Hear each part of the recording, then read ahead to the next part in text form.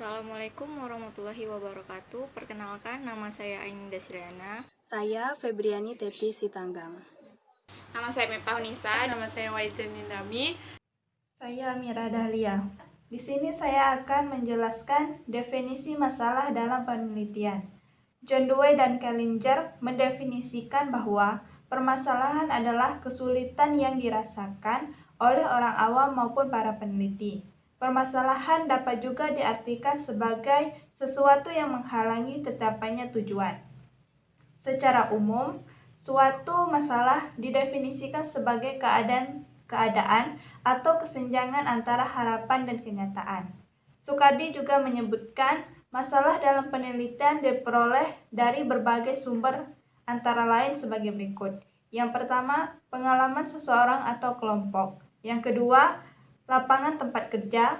Yang ketiga, laporan hasil penelitian. Dan yang keempat, sumber-sumber yang berasal dari pengetahuan orang lain. Baiklah, selanjutnya saya akan menjelaskan tentang memilih masalah penelitian. Nah, kenapa kita harus memilih masalah penelitian tersebut? Agar masalah yang dipilih layak dan relevan untuk diteliti, yang diungkapkan oleh Noto Atmojo pada 2002, yang meliputi yang pertama, masalah masih baru. Baru dalam hal ini adalah masalah tersebut belum pernah diungkap atau diteliti oleh siapapun, dan topiknya masih hangat di masyarakat, sehingga agar tidak sia-sia usaha yang dilakukannya.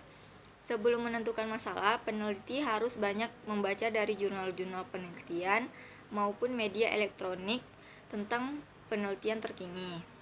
Kedua, aktual. Aktual berarti masalah yang diteliti tersebut benar-benar terjadi di masyarakat. Yang ketiga, praktis. Masalah penelitian yang diteliti harus mempunyai nilai praktis. Artinya, hasil penelitian harus bermanfaat terhadap kegiatan praktis, bukan suatu pemborosan sumber daya tanpa manfaat praktis yang bermakna. Yang keempat, memadai. Masalah penelitian harus dibatasi ruang lingkupnya, tidak terlalu luas tetapi juga tidak terlalu sempit. Masalah yang terlalu luas akan memberikan hasil yang kurang jelas dan menghamburkan sumber daya, sebaliknya seperti itu juga. Yang kelima, sesuai dengan kemampuan peneliti. Seseorang yang akan melakukan penelitian harus mempunyai kemampuan penelitian dan kemampuan di bidang yang akan diteliti. Jika tidak, hasil penelitian kurang dapat dipertanggungjawabkan dari segi ilmiah atau akademis maupun praktis. Yang keenam, sesuai dengan kebijaksanaan pemerintah. Masalah-masalah yang bertentangan dengan kebijaksanaan pemerintah, undang-undang ataupun adat istiadat sebaiknya tidak diteliti, karena akan banyak menemukan hambatan dalam pelaksanaan penelitian nantinya. Yang ketujuh, ada yang mendukung. Setiap penelitian membutuhkan biaya, sehingga sejak awal sudah dipertimbangkan dari mana asal biaya tersebut akan diperoleh. Tidak jarang masalah-masalah penelitian yang menarik akan dapat sponsor dari instansi-instansi pendukung, baik pemerintah ataupun swasta.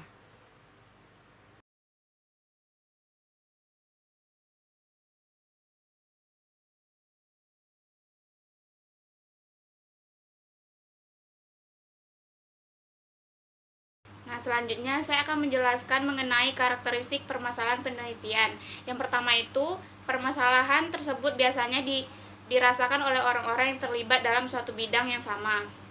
Kemudian yang kedua, permasalahan tersebut sering muncul dan secara signifikan ditemui oleh orang-orang yang terlibat. Yang ketiga, permasalahan tersebut dapat diukur dengan alat ukur penelitian seperti skala nominal, ordinal, interval, dan rasio.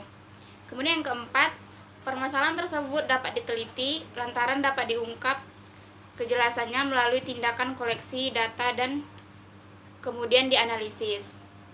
Kemudian yang kelima, permasalahan tersebut memiliki kontribusi signifikan lantaran memiliki nilai guna dan manfaat baik pada tataran teoritis yang berkaitan erat dengan perkembangan ilmu, pengetahuan maupun pada tataran praktis dalam kehidupan sehari-hari. Kemudian yang keenam, permasalahan tersebut didukung oleh data empiris, yakni dapat diukur baik secara kuantitatif maupun secara empiris, yang memberikan hubungan erat antara fakta, konstruk suatu fenomena, Di samping mendudukkan pada suatu variabel yang harus didasarkan hukum positif, empiris, dan terukur. Kemudian terakhir, yaitu sesuai dengan kemampuan dan keinginan peneliti.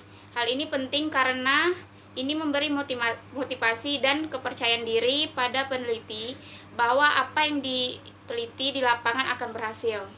Baik, selanjutnya di sini saya akan membahas mengenai rumusan masalah dalam penelitian.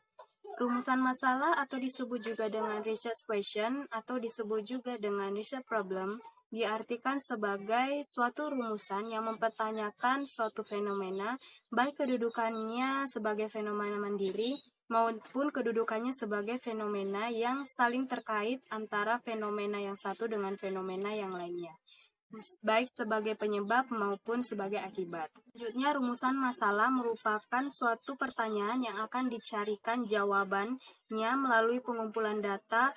Bentuk-bentuk rumusan masalah penelitian ini berdasarkan penelitian menurut tingkat eksplanasi. Rumusan masalah ini pada hakikatnya adalah deskriptif tentang ruang lingkup masalah, pembatasan dimensi, dan analisis variabel yang tercangkup di dalamnya. Dengan demikian, rumusan masalah tersebut sekaligus menunjukkan fokus pengamatan di dalam proses penelitian nanti. Nah, bentuk-bentuk dari rumusan masalah ini ada 3. Yang pertama, rumusan masalah deskriptif, komparatif, dan asosiatif. Yang pertama, rumusan masalah deskriptif, di mana rumusan masalah ini berkenaan dengan pertanyaan terhadap keberadaan variabel mandiri, baik hanya pada satu variabel maupun lebih. Contohnya itu adalah seberapa tinggi minat baca dan lama belajar per hari siswa murid-murid sekolah di Indonesia. Lalu yang kedua, seberapa besar efektivitas model pembelajaran Jigsaw terhadap tingkat belajar siswa. Yang kedua ada rumusan masalah komparatif, di mana rumusan masalah membandingkan keberadaan satu variabel atau lebih pada 2 atau lebih sampel yang berbeda. Sebagai contoh, adakah perbedaan prestasi belajar antara murid dari sekolah SMA Negeri 1 dengan SMA Negeri 2? Dan yang kedua ada contohnya, adakah perbedaan pemahaman terhadap materi listrik antara siswa di sekolah formal dengan homeschooling? Yang ketiga adalah rumusan masalah asosiatif, di mana rumusan masalah ini bersifat menanyakan hubungan antara 2 variabel atau lebih. Bentuk hubungannya itu ada 3. Yang pertama itu ada hubungan simetris, di mana suatu hubungan antara 2 variabel atau lebih yang kebetulan munculnya bersamaan. Sebagai contoh, adakah hubungan antara warna rambut dengan kemampuan memimpin negara? Kedua, ada hubungan kasual, di mana hubungan yang bersifat sebab akibat. Jadi di sini ada variabel independen yang mempengaruhi dan variabel dependen yang dipengaruhi. Sebagai contohnya, adakah pengaruh pendidikan orang tua terhadap prestasi belajar anak? Nah, orang tua sebagai variabel independen, sedangkan prestasi belajar itu sebagai variabel dependen. Yang contoh kedua, seberapa besar pengaruh kurikulum, media pendidikan, dan kualitas guru terhadap kualitas sumber daya manusia yang dihasilkan dari suatu sekolah. Lalu yang ketiga, yang terakhir, hubungan interaktif atau timbal balik, di mana hubungan interaktif ini saling mempengaruhi. Dalam hubungan ini tidak diketahui mana variabel dependen dan mana variabel independen. Contohnya, hubungan antara motivasi dan prestasi belajar anak SD di Kecamatan Ponco Kusumo. Lalu yang kedua, hubungan antara makan di pagi hari dengan kecerdasan siswa. Selanjutnya, saya akan membahas tentang kriteria rumusan masalah yang baik. Nah, dalam penelitian itu diperlukan sebuah masalah yang baik. Terdapat beberapa kriteria masalah yang baik, yaitu yang pertama, mempunyai nilai penelitian. Dalam sebuah penelitian, masalah yang sedang diteliti hendaknya mempunyai nilai penelitian. Dikatakan mempunyai nilai penelitian apabila masalah yang akan diteliti pada akhir penelitian dapat memberikan manfaat dalam sebuah bidang ilmu tertentu atau dapat digunakan untuk keperluan yang lain. Nah, yang kedua itu, masalah harus mempunyai keaslian, di mana sebuah masalah yang akan diteliti hendaknya adalah masalah yang up to date. Maksudnya itu masalah yang diteliti belum pernah diteliti sebelumnya oleh peneliti-peneliti lain. Nah, sehingga peneliti akan semakin berkualitas. Selain itu, masalah yang diteliti boleh jadi adalah masalah-masalah yang dilewatkan dari perhatian masyarakat selama ini, atau bisa juga masalah yang memunculkan sebuah teori baru. Nah, yang ketiga itu, masalah harus menyatakan sebuah hubungan. Masalah yang baik adalah masalah yang menyatakan sebuah hubungan antara variabel-variabel tertentu yang saling berkaitan. Nah, hal ini perlu diperhatikan agar penelitian yang dilakukan lebih bermakna.